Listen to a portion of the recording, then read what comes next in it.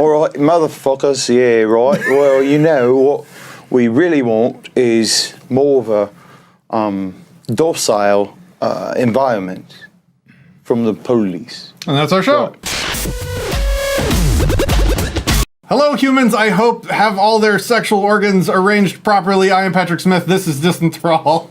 Today on the show, we have street activist and co-founder of Don't Comply, Murdoch Pizgatti, here to announce a project that I don't even know much about yet. Welcome to the show. All right, thank you for having me here. Right. Welcome, welcome. What do you got going on? Yeah, well, you know, August is going to be our month that is nationally known as the ARMLESS type day. Sorry, you said the armless? Yeah. Okay. Right. What does that mean? Well, you see, there's a lot of people out there that are oppressed by government and police and, you know, all the thugs and the murder gang that, you know, rules over us. So I thought we'd go out and help these people who are oppressed and need a way to defend themselves by giving them, you know, what they need. And the armless that are out there need arms. So we're going to do that. So what people are you talking about specifically? Like people that literally don't have arms, obviously, or just anyone in the world that needs a gun? Yeah, those. Because there's a lot of people that need guns. Right. You know, your video that you've been running, building one of these guys here, are a prime example of the type of prosthetic that an American needs to keep from being oppressed. So this is you just missed the live stream. Maybe you saw it. It was pretty successful. We live streamed the 3D printing of, well, the first piece of a Liberator pistol, a 3D printed Liberator pistol by DefenseDistributed and Cody Wilson. And we are going to be live streaming the rest of the pieces very soon. I destroyed my 3D printer in the process, so we're gonna start that back up as soon as we can. But so the idea is that you're wanting to give 3D printed weapons to... Well, what we're asking is for people out there to download the 3D printable Liberator and print them out. Give them to us and we will take care of it, the rest. Is that legal? Well, printing guns and giving them to you? You know, they're just giving us plastic. Okay. They're not giving us guns. You know, you don't have to assemble them. You just make ports. Okay. It's plastic. So give it to us, and we will... I don't know the laws. I was just asking. Yeah, right. No, and... I don't want you to be in any trouble. Yeah. Well, we're giving them out. Okay. Anonymously. Oh, okay. All right. To those that need them. So people can anonymously donate them to you? Oh, yeah. We don't need your name and number and, you know, home telly. We're just going to, you know, get the parts in the mail, and then we give them out. You know, several times over the last few years, there's been these incidents where we hear about police right in the middle of the blizzards. They go and cut people right out their tent, and they send them out in the cold, and you know that's murder. And so we would like to then this winter, when we hear about that happening, and can confirm it, that we're going to go there and we'll give out these items that prevent it. They'll prevent the cops from taking them out of their home and murdering them. It's a self-defense item. Right. Inanimate object. And I think it's time we arm the armless. You know, there's plenty of people, you know, there's this whole philosophy that people are trying to make people upset enough to change the world. They're trying to make people pissed off enough that the state is doing this and they're doing that. Well, there's already a bunch of people out there that are pissed off about it.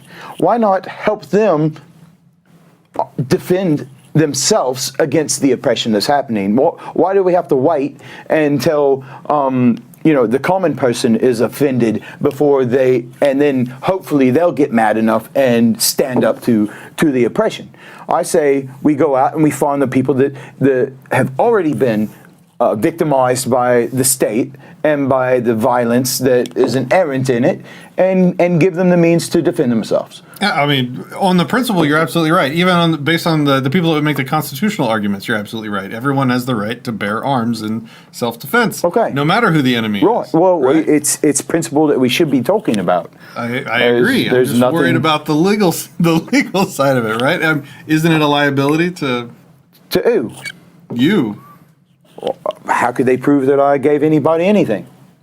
Because you're announcing a project to do that publicly. Well, I do believe that everybody will be doing it all around, not just me. And in that way, I believe that there's no way that they would know I made this one or you made this one. Prove that I made that. So, are you gonna have do you have like a PO box or something that people can mail you their stuff, or how do you want them to? Get We do have an address that we will post that everybody can send it to. Okay, what is there a website people should go to get information on this? It'll be on our don'tcomply.com website. Don'tcomply.com. Yes, sir. I'll put the link in the description. So, what kinds of submissions are you asking people to send? We really want the Liberator. This is, it's a very basic gun. It will do its job safely, at least, as many times as the barrel will include with it. And I think, the more disgruntled the man is with the state, the more ammo should be supplied. So, another fear is obviously a certain portion of like homeless people, for example, might not be mentally fully sentient, let's say. Do you see a risk in arming them? And I asked this sort of, let me preface it. I ask it sort of like devil's advocate, because this is the exact argument that the anti-gunners, give in general for legal firearm purchase. Right, where's the line between you're too crazy or mentally deficient to be able to own tools to defend yourself? I can't leave this in the same hands of that the state does. They say you are either too dangerous and we keep you in a cage, or you're not. If you're not, then you're roaming free in the public, and that means you can get behind the wheel of a car, you can drive it through a crowd, you can pick up a stick and sharpen it, and you can stab someone. You can do a lot of damage while you're not in a cage. And so I'm with a lot of the people that agree that if you are not in a cage, you should have all of your rights, and you should have all of them restored. You should be able to do anything. What about these people that may be mentally unstable are already walking the streets? They can already pick up a sharp object and slit your throat. If they wanted to do that, they would have already done it. So it's not about whether they have this type of little item with them or not. It's an inanimate object, and it's you look at these places that don't have it, like the UK or Australia. The murder rates have gone up in other fields, not just the guns, right? Because bad people still will do bad things. If they're not murdering, if the homeless people are not doing it, then they're not going to do it. Giving them this item doesn't make them a murderer. One of the primary screeches, let's say, that I've heard out of the left since this recent 3D printing debacle has hit the news, which is hilarious, I have to say, because the left is losing their entire minds over the possibility that some files might get distributed on the internet, allowing people to make these things, with a complete ignorance to the fact that all of these files have been out on the internet for 5 years now and have been widely distributed. Yeah. Like at this point, they need to. I tell people they need to go and talk to Metallica to find out maybe some tips or strategies on how to stop file sharing on the internet. Because not possible. So, like, this is a thing now. Like, weapons can be created by anyone, anywhere that needs them, and they have left the realm of what is regulatable.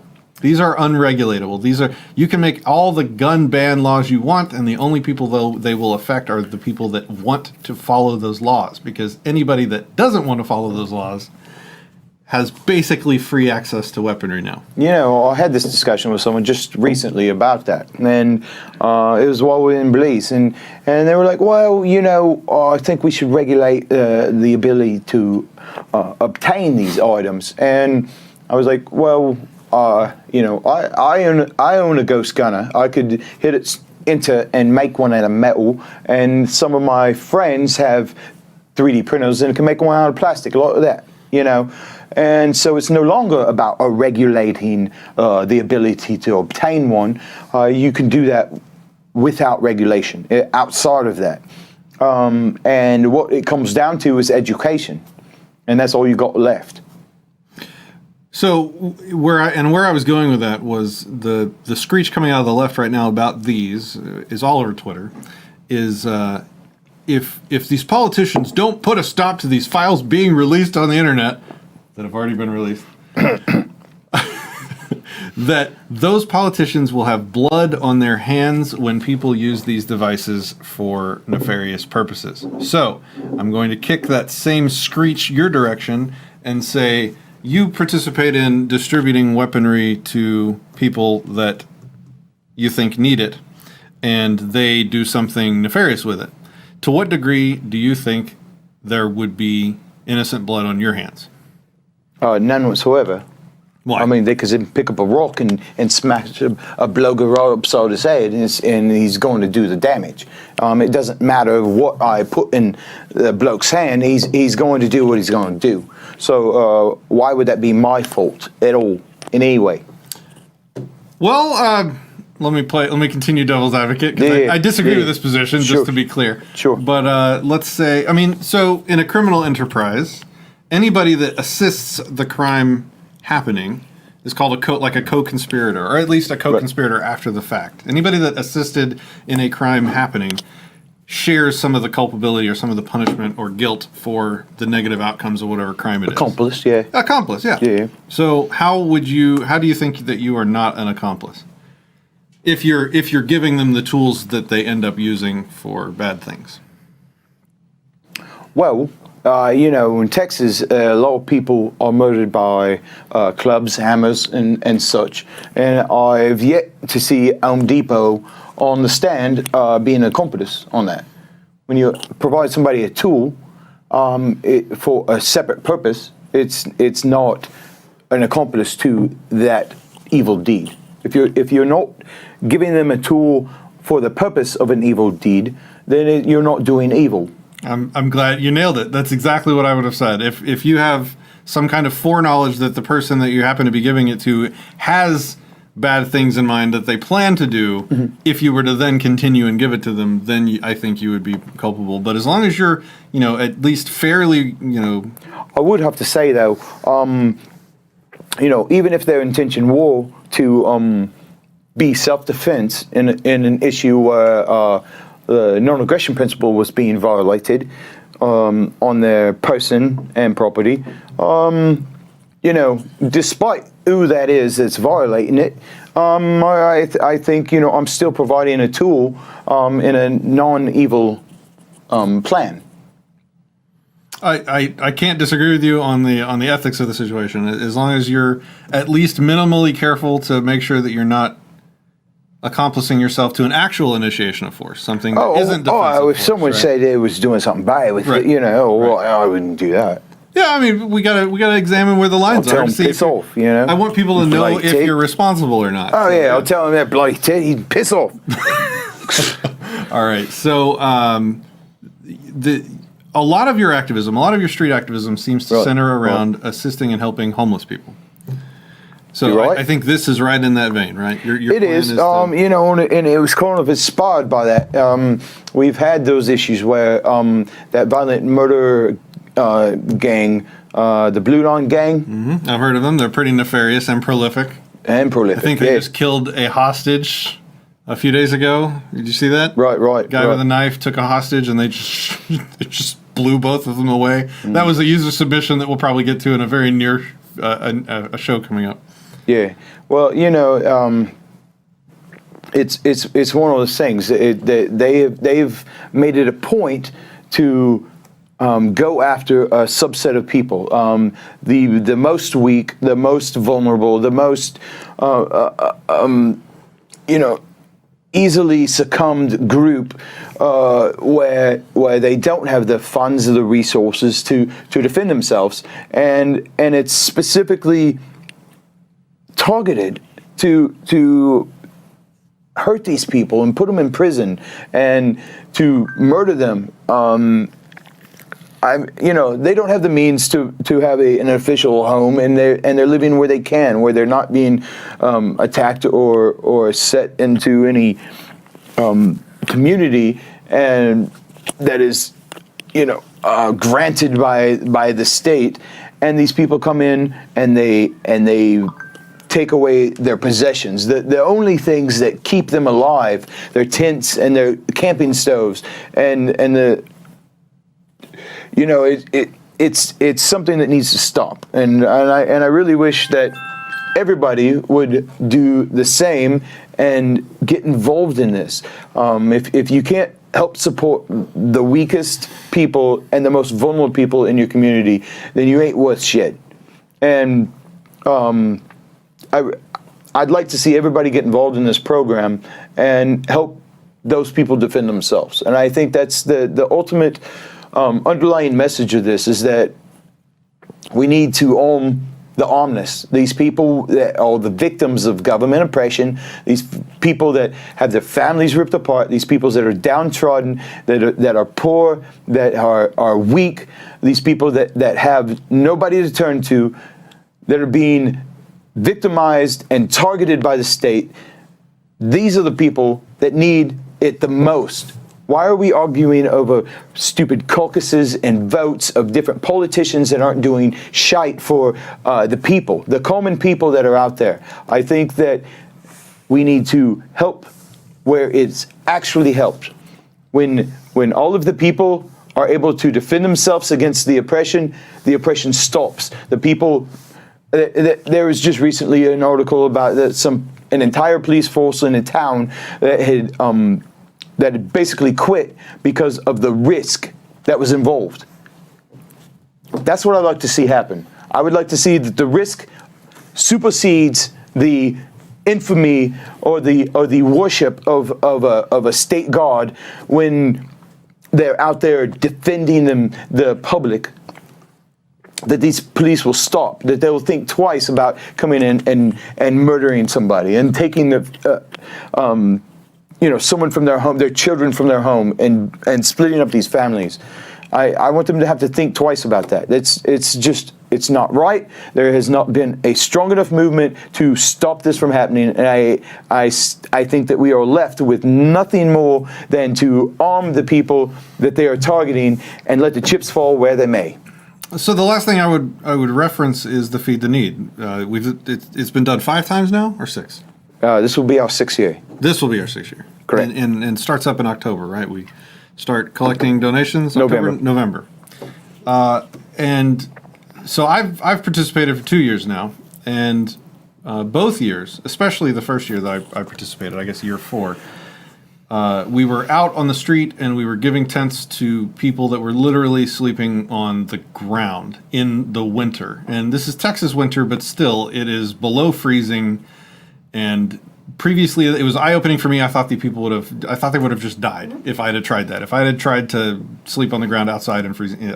Anyway, so one of the things that happened after year 4, when we went out and gave all the tents to the homeless, was that the police then came and raided and took everybody's tents and kicked them out, and literally took, like you said in the beginning of this talk, took their tents, took their ability to stay warm at night in these It's attempted murder is what it is. Winter months. And it's interesting that now that seems to have evolved kind of in your mind to, okay, well, if the cops are going to do this, how can the homeless people defend themselves? And so this seems to be like your answer to that. Well, if you're going to attack the homeless people like this, we are going to arm the homeless people. And that's what it's come to. Right. Okay. Right. But I think it's bigger than that. I think that this program may start there. If we get confirmed reports of homeless people being cut out of the tents.